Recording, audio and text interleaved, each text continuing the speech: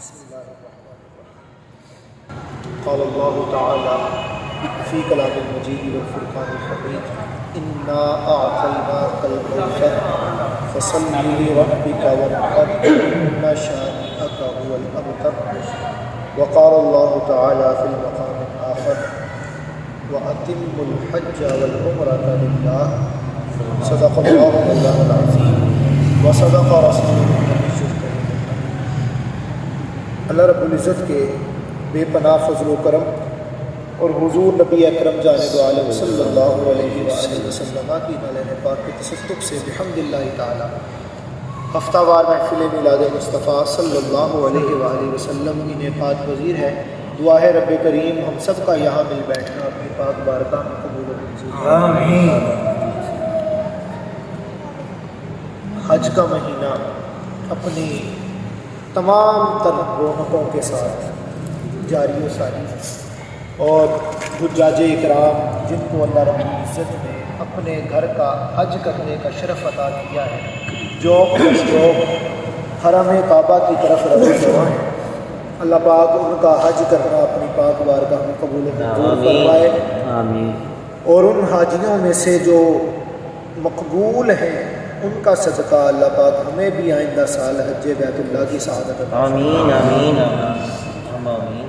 عزیزان محترم، ماہ ذی الحج جہاں بہت بڑا اسلام کا رکن اپنے اندر لیے بیٹھا ہے حج کی صورت میں، وہیں ایک بہت ہی خوبصورت تہوار بھی کہہ سکتے ہیں، ایک شاعر اسلام بھی کہہ سکتے ہیں، یہ نشانی ہے، وہ بھی اس مہینے کے اندر ہے، اور وہ ہے قربانی.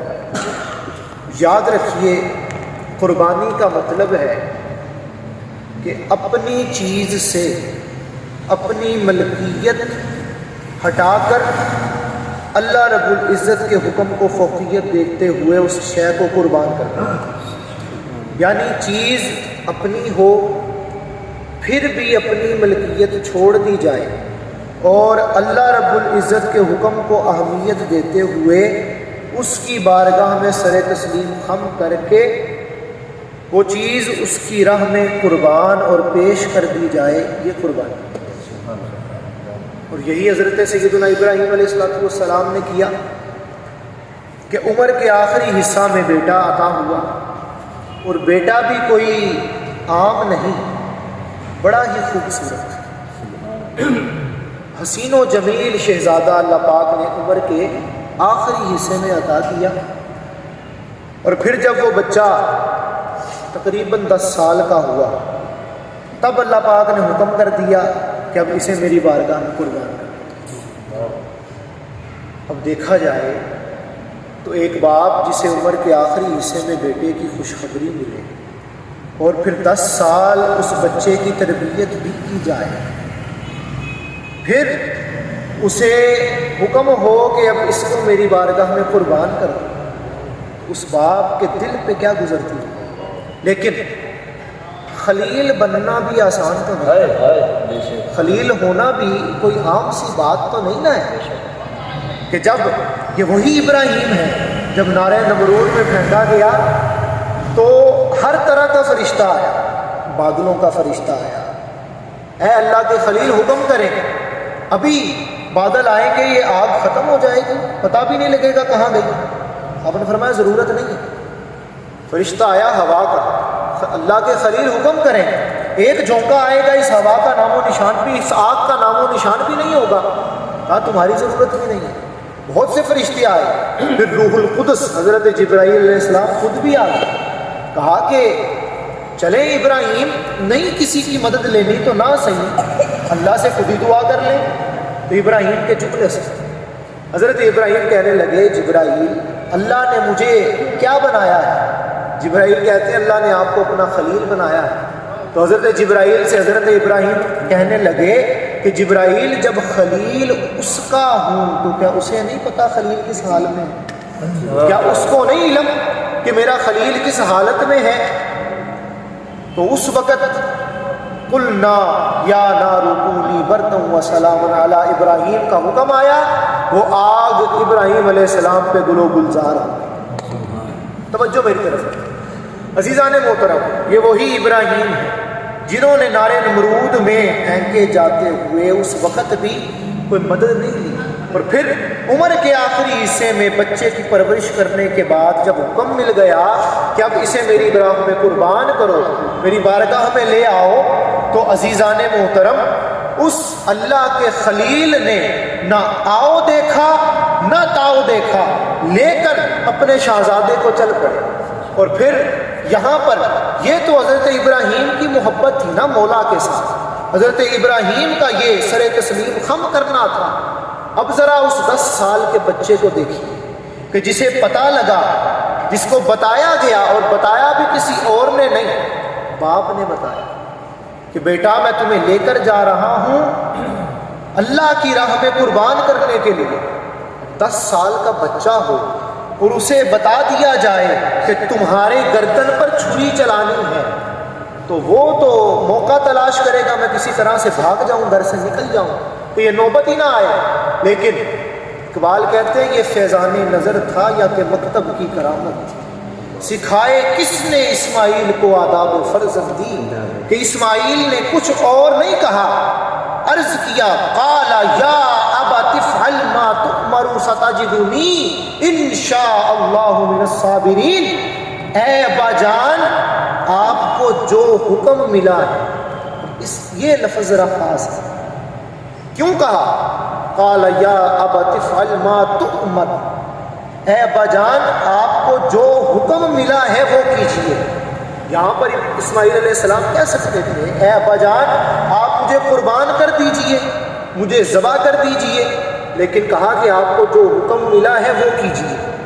یہاں پر یہ نقطہ ہے، اور اس بات کو ذہن نشین کر لیں کہ اسماعیل علیہ السلام بتلانا یہ چاہتے تھے کہ لوگوں یہ تو صرف قربانی ہے نا، اگر میرے باپ کو حکم ہوتا میرے جسم کے ٹکڑے ٹکڑے کر دینے کا بھی تو میں اف تک نہ کرتا، بلکہ اللہ کے حکم پہ اپنا سب کچھ قربان کر دیتا۔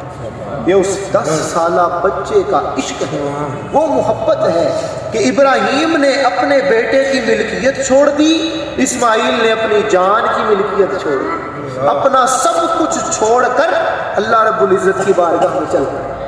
اب یہ دونوں اللہ رب العزت کی بارگاہ میں جا رہے ہیں۔ پھر طویل واقعہ ہے، آپ نے بہت مرتبہ سن رکھا ہے، مختصر صرف اشارتاً عرض کر رہا ہوں۔ راستے میں شیطان آیا، آپ نے تینوں جگہ پر 7 کنکریاں ماری، اللہ پاک نے اسے حج کا رکن بنا دیا کہ جمرات کے مقام پہ آؤ، میرے ابراہیم کی سنت کو ادا کرو۔ پھر اسماعیل علیہ السلام کو لے کر اس قربان گاہ میں پہنچے، وہاں پر بیٹے کو لٹایا، آنکھوں پر پٹی باندھی، کیوں؟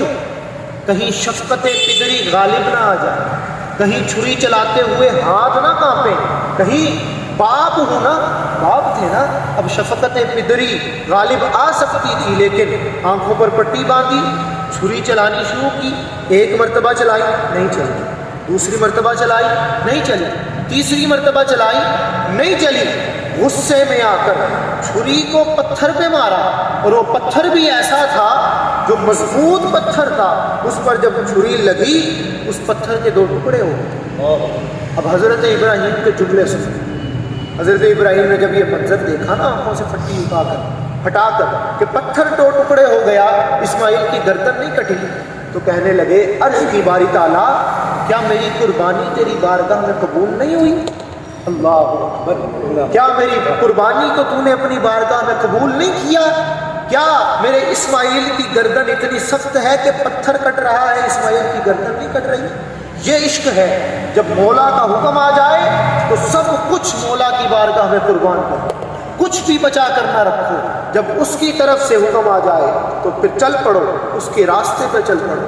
حضرت ابراہیم نے یہ لفظ کہے اور چھری کو کہا کہ اب اللہ کے حکم سے چل جا۔ پھر مولا نے جبرائیل علیہ السلام سے کہا کہ جنت سے میں ڈالو، اسماعیل کی جگہ پہ رکھ دو۔ اب جب قربانی ہو گئی، خون بہہ گیا، پٹی ہٹائی گئی، دیکھا اسماعیل علیہ السلام صحیح سلامت کھڑے ہیں اور دمبا مینڈا قتل ہو چکا، ذبح ہو چکا ہے، تو اس وقت اللہ رب العزت نے کیا فرمایا؟ قد صدقت الرؤیا، ابراہیم تو نے تو خواب کو سچا کر دکھایا۔ اللہ ماشاء اللہ۔ یہاں پہ غور کیجیے، خواب کیا تھا کہ بیٹے کو ذبح کر رہے ہیں، بیٹے کی قربانی دے رہے ہیں۔ بیٹے کی قربانی تو نہیں ہوئی، قربانی تو دمبے کی ہوئی ہے، مینڈے کی ہوئی ہے، اور مولا کہتا ہے کہ ابراہیم تو نے خواب کو سچا کر دیا۔ تو معلوم یہ ہوا کہ جب بندہ شدت کے ساتھ مولا کے حکم پر عمل کرتا ہے تو کسی وجہ سے وہ عمل چاہے ہو یا نہ ہو، مولا کی بارگاہ میں وہ قبول ہو جایا کرتا ہے۔ صرف نیت کا فرق ہوتا ہے، انما الاعمال بالنیات۔ جب نیت خالص ہوتی ہے تو عمل نہ بھی انجام میں آئے، اللہ رب العزت اس کا ثواب بھی عطا فرماتا ہے، اپنی بارگاہ میں قبول بھی کر لیتا ہے۔ اب آئیے، یہ تو قربانی تھی حضرت ابراہیم علیہ السلام، حضرت اسماعیل علیہ السلام کی قربانی دینے چلے۔ یہ عشق کی ابتدا تھی کہ جب بیٹے کو قربان کرنے کے لیے چلے، لیکن بیٹا قربان نہیں ہوا، قربان جانور ہوا، لیکن یہ ابتدائے عشق تھی۔ اب یہاں سے عشق کی ابتدا ہوئی، قربانی کی ابتدا ہوئی، اب اس کا اختتام کہاں ہوا؟ وہ میدان کربلا کے، کہ جہاں پر صرف جانور قربان نہیں ہوئے، وہاں حقیقت میں خاندان مصطفیٰ کی قربانی دی۔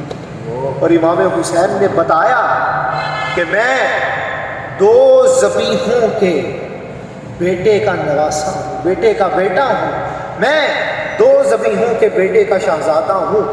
ایسے ہی تو نہیں، اللہ پاک نے اتنی بڑی شان عطا فرمائی، اور امام حسین علیہ السلام کی قربانی، خدا کی قسم میں تو یہ کہا کرتا ہوں کہ آج اگر حضرت اسماعیل علیہ السلام کی قربانی بھی اس انداز سے ہو رہی ہے عید الاضحیٰ کی صورت کے اندر، یہ بھی امام حسین کی قربانی کا نتیجہ ہے۔ اگر امام حسین کی قربانی نہ ہوتی تو یہ کچھ بھی نہ ہوتا۔ اسلام کو زندہ کر کے امام حسین نے ہر چیز کو بچا لیا، اور پھر آپ دیکھیے اللہ پاک نے حضور علیہ السلام سے تقاضا کیا، اے محبوب ہم نے آپ کو خیر کثیر عطا فرمایا، انا اعطیناک الکوثر فصل لربک وانحر۔ اب آپ اللہ کی نماز ادا کریں، اللہ کی عبادت کریں، وانحر، اور اس کی بارگاہ میں قربانی کریں۔ عزیزان محترم، کثرت تب ہی ملتی ہے جب انسان مولا کی بارگاہ میں قربان ہو جاتا ہے، جب ہر شے کی قربانی دے لیتا ہے، اپنی نفسانی خواہشات کو قربان کر دیتا ہے، تو پھر مولا کہتا ہے کہ بندے تو نے سب کچھ قربان کر دیا میری خاطر، اب میں بھی تجھے سب کچھ عطا کرتا چلا۔